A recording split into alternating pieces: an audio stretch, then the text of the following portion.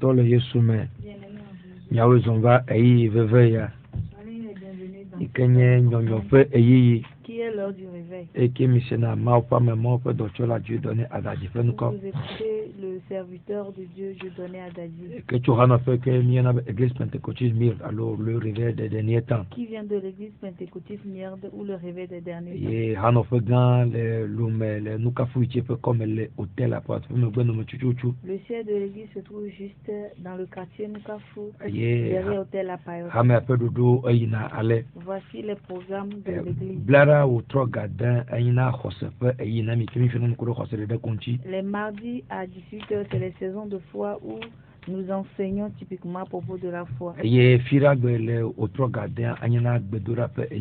vendredis à 18h, c'est les saisons de prière. Et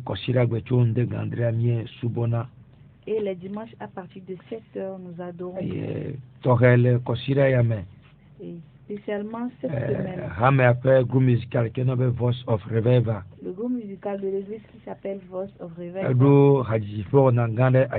a un grand concert appelé Gospel Autrement. Ça va commencer ce vendredi. Nous allons continuer demain samedi. Et le dimanche, nous allons terminer cela avec un grand concert.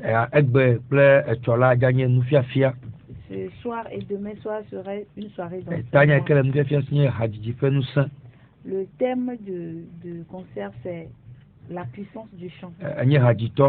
Tu es chanteur. Dieu t'a appelé comme chanteur. Fais tout pour prendre part à ce programme. Et ce serait une grande bénédiction pour toi. Ce temps qui est l'heure du réveil. Ça se passe de toute façon. Les jeudis à 10h sur radio, la moisson finale de Moitien. Les vendredis à 14h sur radio Bonneville de Lomé. Les samedis à 18h radio missionnaire de Kara. Et même samedi à 20h sur radio Albarca de Socoré. Les dimanches à 10h sur radio et à 20h sur radio La Grâce Divine de Dapa. Actuellement, nous sommes en direct de TikTok et de Facebook. Le code c'est Pasteur Dieudonné Adadi. Et vous pouvez partager tout ce qui se passe afin que ce soit une bénédiction pour vous. Et Dieu va vous bénir. Si tu veux appeler l'homme de Dieu, 90 00 57 71. 90 00 57 71. Ou vous voulez le rencontrer. Il soit en audience les samedis et mardis à partir de 10h. Vous pouvez le voir dans le siège à Nukafou, juste derrière l'hôtel La Payotte. Et Dieu va vous bénir. Dieu va l'utiliser pour nous enseigner. Sans tarder dans nos Alléluia. Amen, amen, amen. Alléluia. Amen, amen. Bien-aimés dans le Seigneur, nous bénissons l'Éternel notre Dieu pour sa grâce et sa miséricorde. Nous bénissons Dieu pour tous ses bienfaits. Je bénis Dieu pour la vie de cette radio et tous ceux qui y travaillent. Je donne gloire à l'Éternel pour l'œuvre qu'il a accomplie dans notre pays, dans notre nation, le Togo. À lui seul la gloire pour l'éternité. Alléluia. Amen. Aujourd'hui, nous sommes encore venus pour la continuité de notre série d'enseignements intitulée Les adorateurs inutiles. 6e partie. Les adorateurs inutiles. 6e partie. Nous sommes en train de développer le sous-thème très important qui est les facteurs d'une adoration inutile. La cause ou raison de facteur d'une adoration. Amen. Amen. Avant de commencer, nous allons prier. Père, merci parce que tu nous as amenés pour un but. Que ta volonté s'accomplit en ce moment sur ces ondes au nom de Jésus. Oh, le Dieu Tout-Puissant, notre éternel, notre Créateur, notre Père, celui qui nous a sauvés de la perdition de l'enfer. Nous te levons au-dessus de toutes choses. Toi, éternel, le seul Père, en ce moment, je prie. Je me rabaisse et je te relève. Je m'enterre complètement et je te relève. Accorde-moi ta miséricorde et ta grâce de ta voix en ce moment. Seigneur, moi de nouveau, illumine-moi dans ta parole. Saint-Esprit, viens agir. Amène-nous dans ta parfaite volonté. Je prie que ce message aille à tous ceux qui le méritent dans le nom de Jésus. Merci Père, au nom de Jésus. Amen. Bien-aimés dans le Seigneur, nous sommes sur notre série d'enseignements intitulée Les adorateurs inutiles, 6e partie. Et rapidement, nous allons évoluer dans le sous-thème les facteurs d'une adoration inutile. Les facteurs d'une adoration inutile. Alléluia. Amen. Nous avons commencé l'autre fois à citer des facteurs. Le facteur, premier facteur, c'est avoir un caractère, un mauvais caractère. Deuxième facteur, c'est mener une vie de mensonge et de tromperie. Aujourd'hui, nous allons évoluer avec le troisième point. Troisième facteur, c'est mener une vie de négligence dans l'adoration de Jésus. Troisième facteur d'une adoration inutile, c'est mener une vie de négligence dans l'adoration de Dieu. Jérémie 48, verset 10. Jérémie 48, le 10e verset.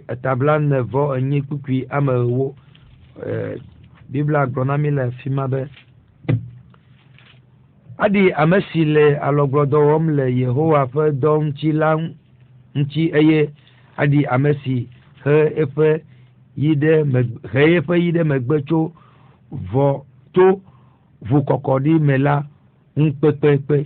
Amen. Amen. Jérémie 48, 10. Maudit soit celui qui accomplit l'œuvre de l'Éternel avec négligence. Maudit soit celui qui éloigne son épée du sang. La Bible dit la négligence dans l'adoration de Dieu ou dans le service de Dieu provoque une malédiction invisible. Alléluia. Amen. Une vie de négligence est un danger pour tout adorateur ou tout enfant de Dieu ou tout chrétien. Alléluia. Amen. Il dit maudit soit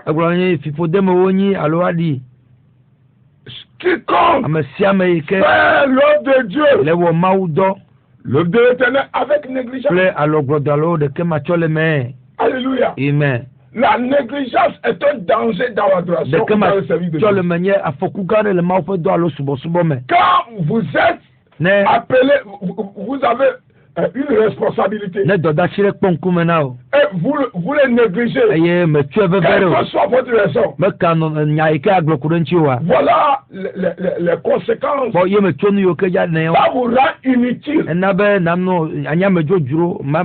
vous rend inutile devant Dieu. Les gens des prétextes pour négliger l'adoration de Dieu. Les gens des prétextes pour négliger le service de Dieu. Les gens ont des prétextes pour négliger leur appel. Écoutez-moi aujourd'hui. Vous deviendrez inutile devant Dieu. Et votre inutilité ne vous amène pas ne vous amène pas sur un bon chemin. Le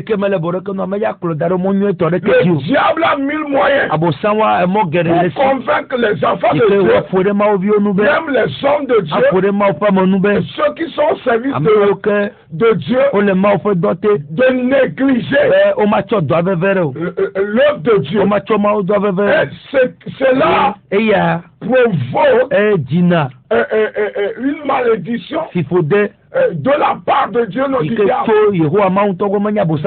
Si vous voulez adorer Dieu, adorez-le. Si vous voulez adorer le diable, allez-y. Mais le danger, c'est que vous prenez une décision, ou un engagement, une résolution d'adorer Dieu, et vous ne le faites pas. C'est un danger. C'est un danger. C'est un danger. Et donc aujourd'hui, une vie de négligence, là, celui qui néglige, inutile devant Dieu. Beaucoup de chrétiens ne le savent pas. Certains, le diable leur donne des raisons. Plusieurs raisons. Et par lesquelles il refuse de travailler. Ils ne s'inquiètent plus de leur service. Écoutez, je ne sais pas à qui Dieu veut parler. Si vous avez la grâce d'écouter ce message, répentez-vous avant qu'il ne soit trop tard. Taillez un temps pour toucher. Répentez-vous avant qu'il ne soit trop tard. C'est extrêmement sérieux. Que celui qui a des oreilles entende ce que Dieu veut dire. La négligence est une des choses que l'enfant de Dieu ne doit pas faire. Négligez votre adoration. Le temps de l'adoration. Autant vous devez adorer, vous devez aller à l'église. Vous le négligez pour des raisons. Autant vous devez travailler pour Dieu. Vous êtes accueil, vous êtes groupe musical, vous êtes intercession, comité, le comité me plaît beaucoup. Vous fassiez. Évangéliste, prophète, au l'heure du culte, vous n'êtes pas là.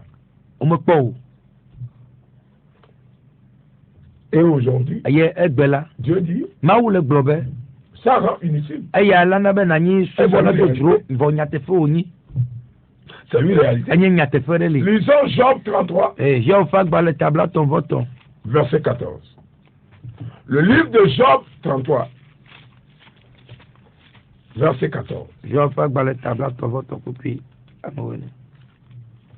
Qu'est-ce que la parole de Dieu nous dit? Job tabla ton vote ton coupi amewine ela bena mau foi nous les mots si plaît mo que me dit que on me dit ainsi oh amen. Amen. Amen. Job 33 verset 14. Dieu parle cependant tantôt d'une manière tantôt d'une autre et on ne le remarque pas. Ceux qui négligent l'adoration de Dieu ou le service de Dieu ne prennent jamais au sérieux tout ce que Dieu a dit. Ils ne le prennent jamais au sérieux. La Bible même dit que par des choses, parfois par des... Ils ne le prennent jamais au sérieux. La négligence, une vie de négligence, vous rend inutile devant Dieu. Non. Venir faire ça en retard. C'est pas bon. Dieu veut vous utiliser à un temps précis. Car dans Ecclésiaste chapitre 3, il a dit, il a un temps pour toutes choses. Et aujourd'hui, vous devez comprendre que le temps où Dieu veut adorer avec vous, Dieu vous invite à adorer.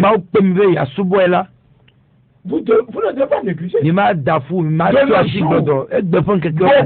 cet esprit de négligence. Je parle directement aux enfants de Dieu. Je parle aux enfants de Dieu. Ça les rend inutiles. Quand vous négligez l'adoration, vous négligez le service.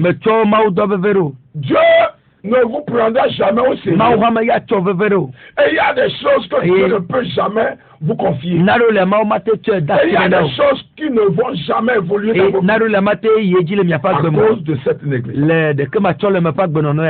Praise the Lord. Alléluia. Il dit tantôt Dieu parle d'une manière.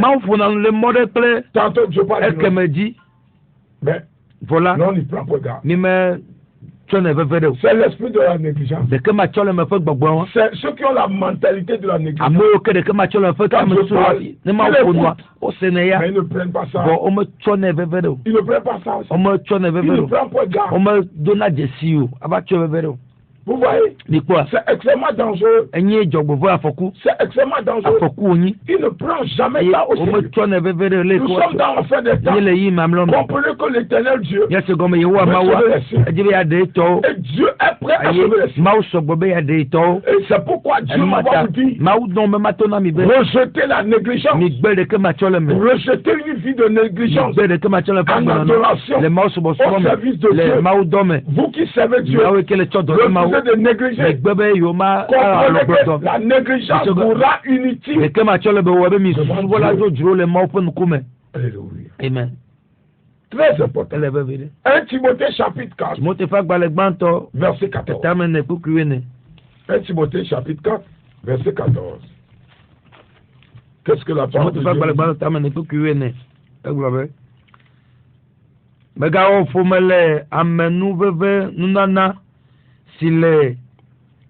dit?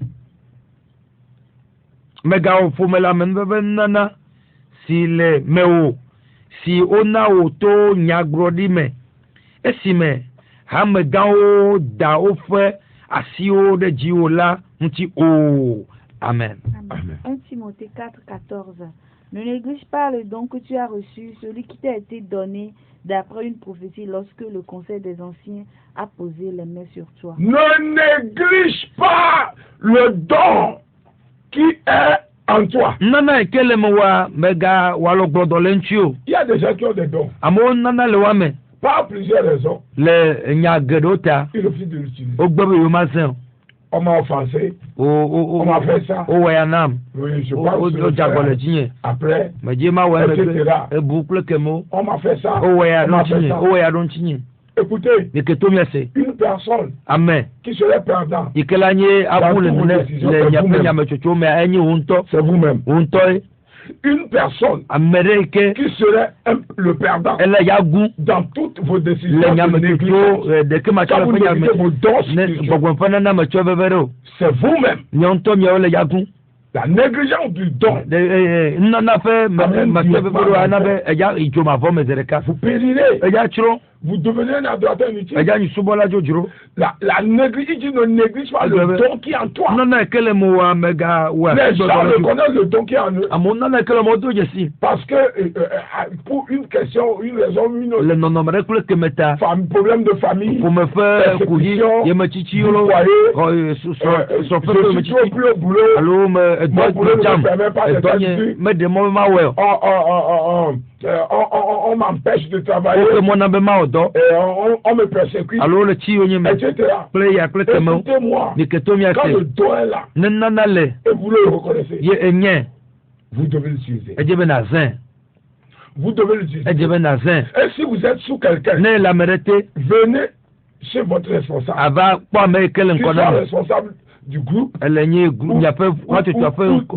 votre leader pasteur, et de démontrer-lui que vous avez une capacité venant de Dieu, et que vous pouvez être au service du royaume. Je ne pense pas qu'un homme de Dieu cherche l'expansion du royaume. Il est temps que tout enfant de Dieu comprenne que le don ne doit pas être négligé. Pas vous négligez le don, vous négligez votre destin. Je répète, au fur et à mesure que vous négligez vos dons spirituels, vous négligez l'accomplissement de votre destin. Je vais encore le répéter. Quiconque néglige le don que Dieu a mis à lui est en train d'empêcher l'accomplissement de sa destinée que Dieu lui a créée. Amen. Amen. Amen. Amen. C'est très important. Nul ne peut accomplir son destin sans que le don de Dieu n'opère. Very important. Votre destinée est attachée à vos dons.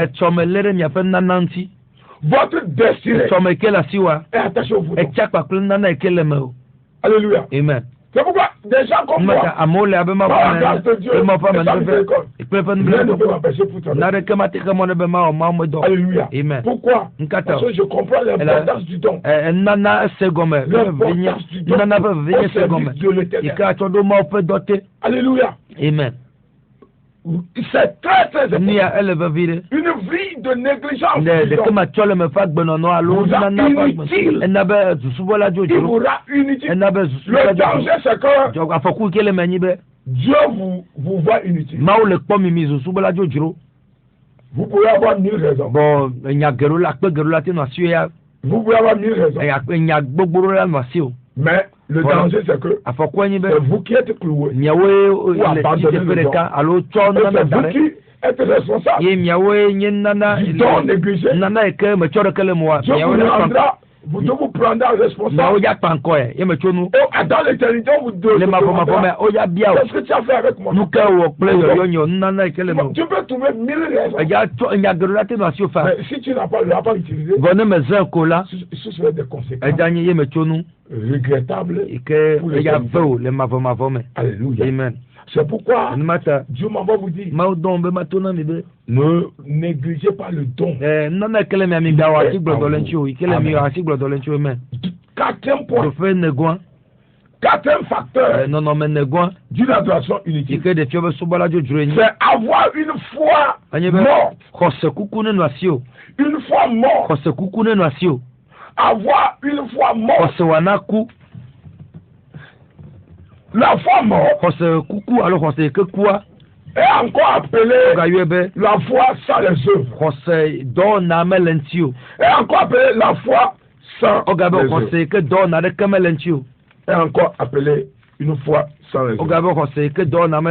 Alléluia. Amen. Nous allons lire Jacques chapitre 2, verset 6. Jacques chapitre 2, le 6e verset. Elabena abe alesi nutila elabena ale abe alesi nutila gbogbo manome nye nukukula nenema ke kose dowo mano ha nye nukuku. Amen. Amen. Jacques 2 26. Jacques 2 26. Là il est écrit. En effet, de même que le corps sans esprit est mort, de même la foi sans les œuvres est morte. La Bible dit, quand l'esprit n'est pas dans le corps, le corps est inanime, est mort. La même manière, la foi dans laquelle il n'y a pas d'œuvre. La croyance qui ne œuvre pas, qui ne travaille pas, est comme un corps sans esprit. Vous croyez, mais votre croyance est morte. Donc, une des dangers qui rend un enfant de Dieu inutile à l'adoration, c'est avoir une foi morte. Maintenant, comprenez que la foi morte ou la foi sans les œuvres, c'est la foi qui n'obéit pas à la parole de Dieu. C'est la foi qui n'obéit pas à la parole de Dieu. Écoutez-moi bien. Quelqu'un qui a une foi morte, il dit qu'il croit en Jésus. Il croit en Dieu. Il croit en Saint-Esprit. Mais il n'applique rien de la parole que Jésus a dit. Il ne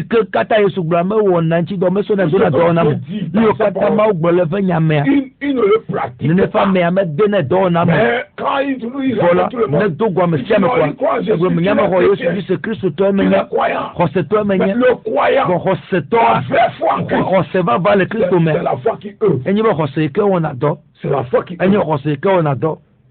Amen. C'est la foi qui obéit à la parole. Quand quelqu'un se dit à foi de Dieu et qui dit qu'il a la foi et que sa foi est vivante, c'est que ce dernier obéit à la parole.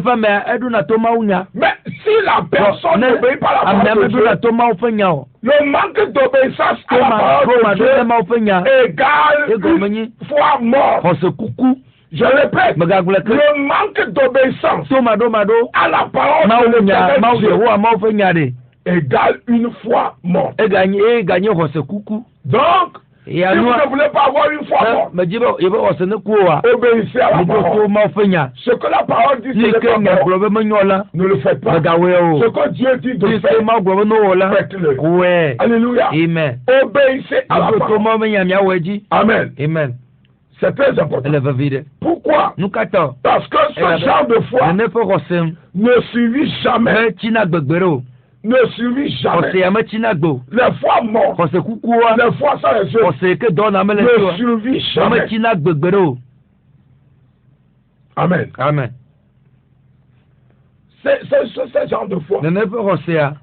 Quand il rentre dans des problèmes, il tombe dans le péché. Il dévie des routes. Les gens qui ont une foi morte sont ceux qui mènent une vie qu'ils veulent. Et il dit que non, il a foi en Dieu. Qu'un juif va aller au paradis. Vous buvez l'alcool. Vous commettez l'adultère. Vous commettez vous tuez les gens. Vous commérez. Commérage. Et vous dites que vous avez une foi en Jésus. C'est faux. C'est faux. La vraie foi pousse celui qui a cette foi. D'obéir à la parole. Praise the Lord. Alléluia. D'obéir au commandement. Aimez-vous. Aimez Dieu de toute votre cœur et de toute votre pensée, de toute votre âme. Aimez votre foi comme vous-même. Les deux commandements. Vous devez l'obéir. Alléluia. Amen. Il a dit, ne vous mettez pas sous un joug étranger avec les infidèles. Qu'a-t-il entre la lumière et les ténèbres?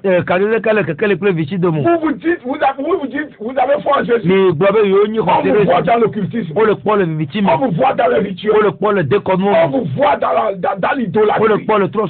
On vous voit partout. Vous faites des pratiques illégales. Et aujourd'hui, vous allez dire, vous avez foi. Votre foi ne vit pas. Il est enterré par vos erreurs, par vos péchés. N'oubliez pas, ce qui tue la foi, c'est le péché. Ce qui tue la foi, c'est la désobéissance. Écoutez-moi bien. Ce qui tue la foi, c'est le péché. Abraham, Dieu lui a promis des générations qui aura d'enfants à l'âge de 75 ans. Abraham n'a pas encore mis au monde. Il n'a même pas de fils. Mais Dieu lui a promis. Mais qu'Abraham marchait, Abraham commettait encore des péchés.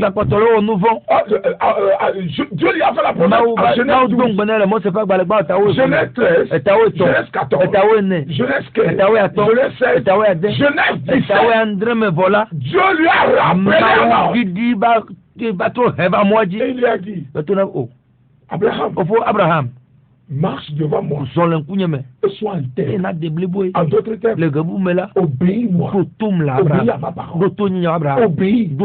À partir de Genèse 17, quand Dieu l'a ramené à l'ordre, la Bible a dit, Abraham a commencé par obéir. C'est pourquoi il a pu obéir au chapitre 21. Quand Dieu lui a demandé de sacrifier Isaac. Si c'était dans Genèse 14, Genèse 15 ou Genèse 12, il a refusé d'obéir à Dieu. Pourquoi? Parce que la désobéissance est en train de tuer sa foi. Et le péché tue la foi. Quand vous dormez dans le péché, votre foi ne serait jamais vivante. Votre foi ne serait jamais vivante. Écoutez-moi bien. C'est très crucial. Le péché tue la foi du chrétien. Amen. Très important. C'est pourquoi mon petit conseil, c'est que refusez de couper la partie importante ou amputer votre vie et votre destinée par le doute et l'incrédulité. Ça coupe une partie de votre destinée.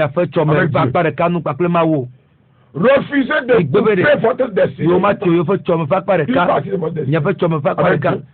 Par le doute et l'incrédulité. Ceux dont la foi est morte, ils doutent de tout. Ils doutent de tout.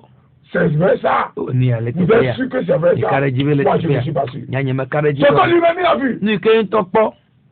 Je ne suis pas sûr. Thomas a douté jusqu'à douter de la résurrection de Christ. Il a douté jusqu'à douter de la résurrection de Christ. Beaucoup d'apôtres ont écrit. Est-ce que vous avez vu l'épître de Thomas? Alléluia. Amen. Est-ce que vous avez une fois vu l'épître de Thomas? C'est parce qu'il doute. Sa foi n'est pas vivante. Il ne peut pas œuvrer. Wow. Thomas doutait jusqu'à il a dit, si je vois Jésus, je ne le croyais pas. Jusqu'à ce que je vois ses preuves, je ne le croyais pas. Je vais mettre le doigt dans le sol avant de croire. Regardez le niveau d'incrédulité, la dimension de l'incrédulité d'un apôtre. Un apôtre, vous me comprenez? Un apôtre. La dimension de l'incrédulité de l'apôtre. Praise the Lord. Alléluia. La dimension de l'incrédulité de l'apôtre. Quand je verrai Jésus, je ne crois pas qu'il est ressuscité. Quand je vois sa mère, je ne crois même pas. Parce que il peut même falsifier. Mais quand je mets la main dedans, je vois qu'il y a des plaies et le sang. Et je veux la dimension du clou. La dimension du clou. C'est là je verrai que bon, c'est toi Jésus. Sinon ça peut être une autre personne. Regardons le degré de doute et d'incrédulité de Thomas. C'est pourquoi Thomas n'a pas. Il a disparu parmi les apôtres. Beaucoup d'apôtres ont écrit des livres. Thomas n'a jamais écrit. Il doute tellement. Refusez de douter. Quand le doute, c'est un indice que votre foi est malade. Il est en coma. Il est au réa. L'incrédulité, doute, incrédulité. Ah, c'est vrai ça. Ce n'est pas possible. Moi, je ne crois pas. Ce n'est pas possible. Alléluia. Amen. Je ne sais pas à qui Dieu me parle. Sortez du doute. Afin que votre foi puisse vous amener loin avec le Seigneur. Praise the Lord. Alléluia. Deuxième conseil. Alimenter ou Ravitaillez votre foi par la parole de Dieu constamment. Si vous voulez que votre foi soit vivante, alimentée. La foi est nourrie par la parole. Lisez beaucoup la parole, la Bible. La Bible là. Lisez. Écoutez des messages de foi. Lisez. Alimentez votre foi. Tout humain qui ne mange pas un jour, on va comment il meurt. Amen. Amen. Tout être humain qui ne mange pas, comme tôt ou tard il meurt. Il a une question de temps. Jour ou semaine. Au plus moi. Il est enterré. C'est la même chose. Notre foi, pour survivre, a besoin d'être nourrie par la parole de Dieu. La parole de Dieu. Amen. Amen. Praise the Lord. Alléluia. C'est très important. Et la dernière conseil, activez votre foi. Prenez la responsabilité et le devoir d'activer votre foi. Quand le doute commence à prendre votre pensée, démolissez-le dans la prière. Et lisez la parole. Lisez la parole de foi. Hébreu 11. Esaïe 55. Lisez la parole de Dieu. Esaïe chapitre 1. Esaïe 55. Hébreu 11. Lisez la parole qui vont vous produire la foi. Chapitre 5. Lisez les paroles qui contiennent la foi. Matthieu 16. Lisez ça. Matthieu 18. Il est temps que votre foi revienne à la vie. Alléluia. Amen. C'est très important. Amen. Amen. Cinquième point. Cinquième point. Cinquième facteur. C'est la compagnie. C'est faire de mauvaise compagnie. Faire de mauvaise compagnie. Tout chrétien, tout serviteur de Dieu, qui fait de mauvaise compagnie, deviendra mauvais. Son œuvre devient tôt ou tard inutile. Écoutez-moi. Vous qui n'avez pas de discernement, qui n'avez pas de lunettes du Saint-Esprit, vous connaissez le faux du vrai. Et vous suivez toutes sortes de messieurs qui commencent par tenir la Bible et crier, vous le suivez. Cherchez la lunette de la parole. Cherchez la lunette cherchez la lunette de la parole afin de discerner le vrai du faux. Alléluia. Cherchez sérieusement la lunette de la parole. 2. Et le miroir de la parole. Yes. Le miroir de la parole. Afin que votre réflexion vous donne, afin que vous saurez, vous sachiez si vous êtes encore dans les normes. Parce que les gens qui n'ont pas le miroir de la parole, ils marchent seulement.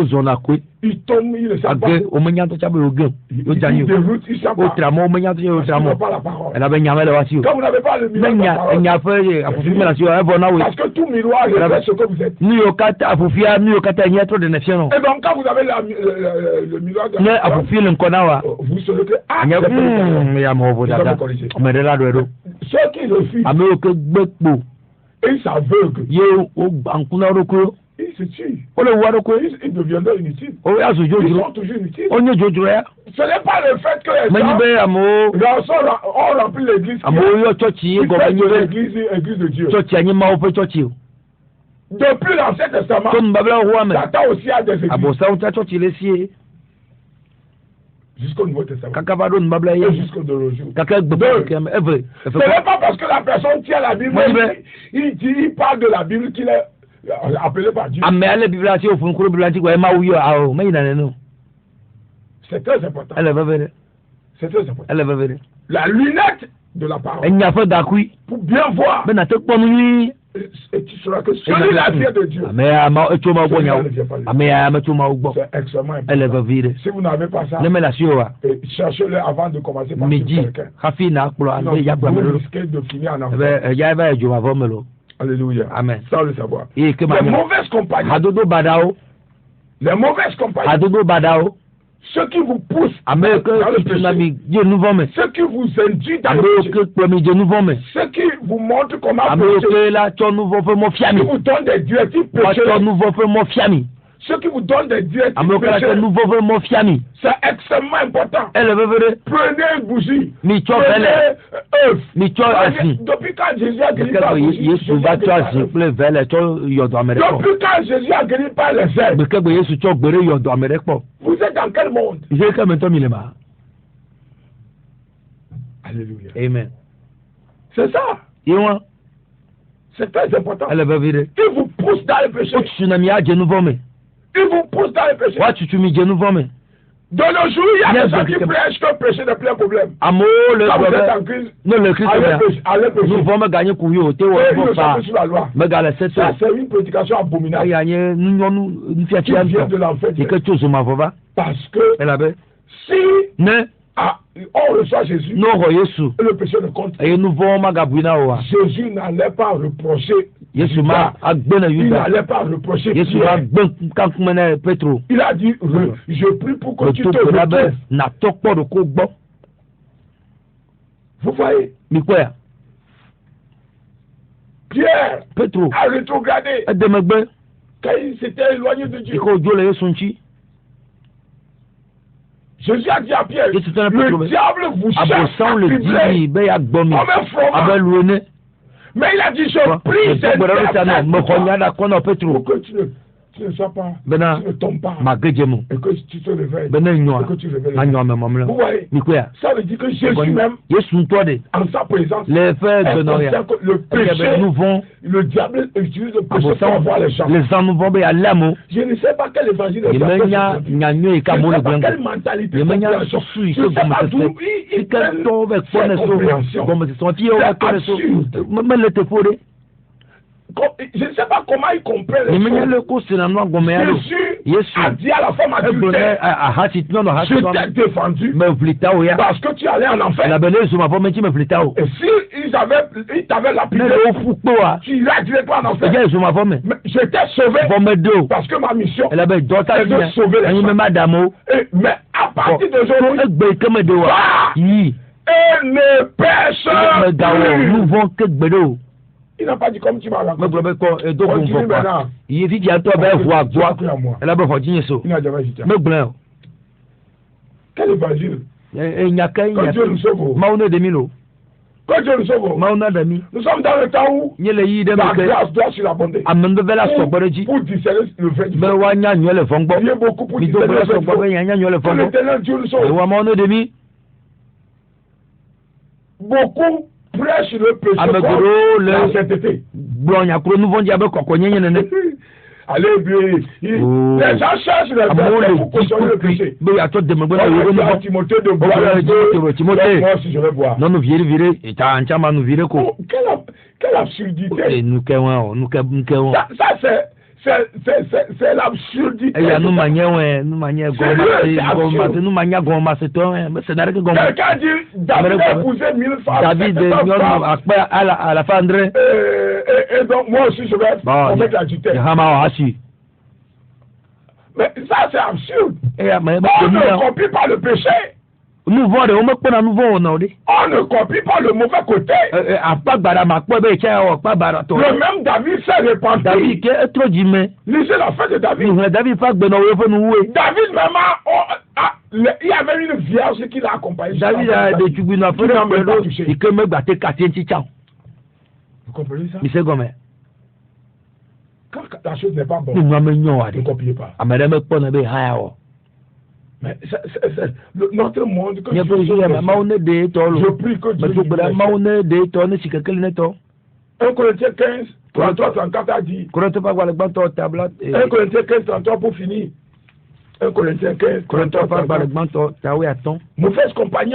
Les gens, un vrai chrétien qui fait la mauvaise compagnie d'un faux chrétien va devenir faux. Christ va voir quel est donc après Christ. Un vrai homme de Dieu qui fait la faux.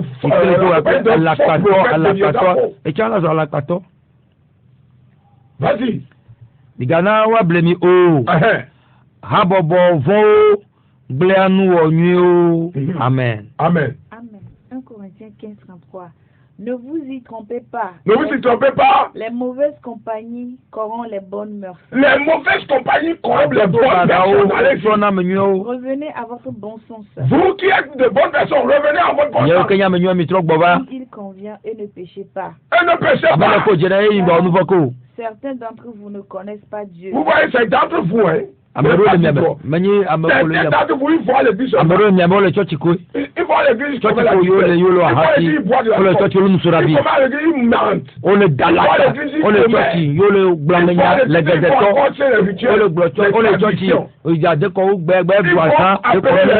les morts. La nécromancie. C'est l'adoration inutile. Repentez-vous. Avant qu'il ne soit le pourquoi la sonnette en âme est puissante. Je fais cette sonnette. Pour finir. Il n'y a pas de repentance après la mort. Donc, répentez-vous. Sinon, vous allez regretter. Il y a des gens actuellement qui disent je ne le savais pas. Je ne le savais pas. Mais ils sont déjà là-bas. Bon. C'est pourquoi vous revenez à la raison et cherchez Dieu. Obéissez à parole. Et vous serez sauvés. Dieu vous bénisse. Au nom de Jésus. Amen. Amen. Si vous n'avez pas Jésus, je vais vous inviter à donner votre vie. Je vais vous inviter à donner votre vie. Vous aurez la force. Et vous guidera. Afin que vous viviez pour lui. Seul Jésus donne la force.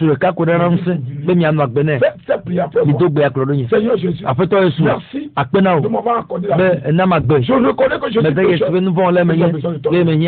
crois que tu es le Fils du Dieu.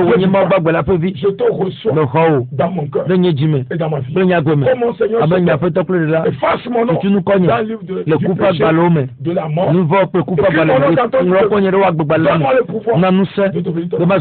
Merci Seigneur. Purifie-moi. Et accorde-moi la grâce de ton en vérité et en esprit. Au nom de Jésus. Amen. Amen. Je vais prier pour vous.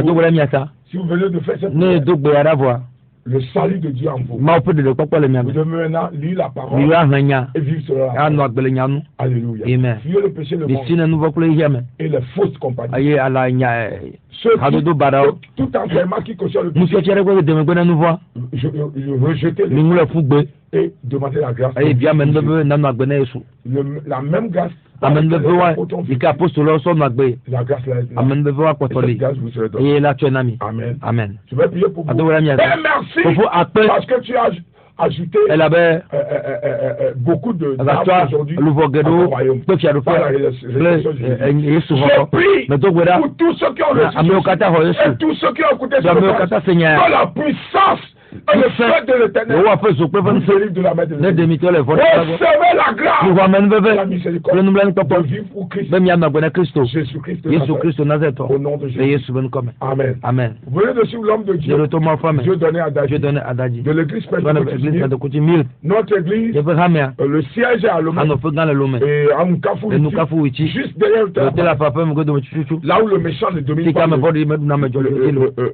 juste. Que Dieu vous bénisse. Si Jésus t'a donné, nous serons encore là sur vos ondes et afin que la grâce de Dieu soit multipliée dans vos vies. N'oubliez pas, nous sommes dans la fin des temps. Jésus revient et il revient bientôt. Vivez pour lui. Faites des sacrifices pour sa gloire. Et fuyez le péché. Que la grâce, que la paix, qui ne suit pas tout en temps, vous soit accordée au nom de Jésus. Soyez bénis. Amen. Amen.